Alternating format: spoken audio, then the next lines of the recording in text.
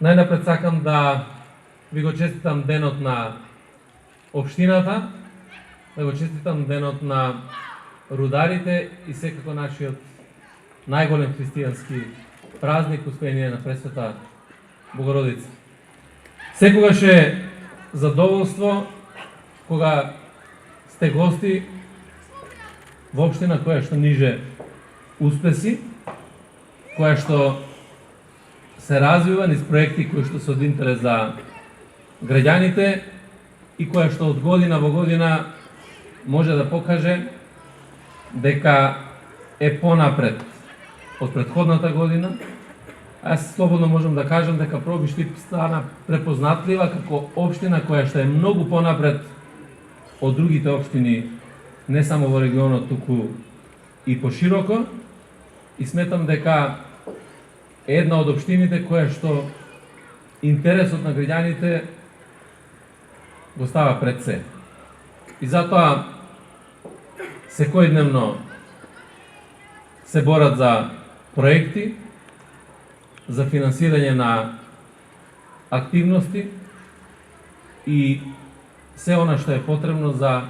развој на градот, за зголемување на квалитетот на живот. Едноставно, локална самоуправа која што се бори за секој еден граѓанин. Исклучително е важно што постои одлична соработка помеѓу општината и рудникот или генерално кон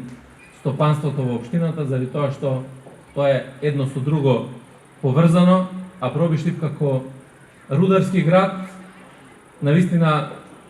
заслужува да биде поддржан во секој поглед, меѓутоа најмногу да бидат поддржани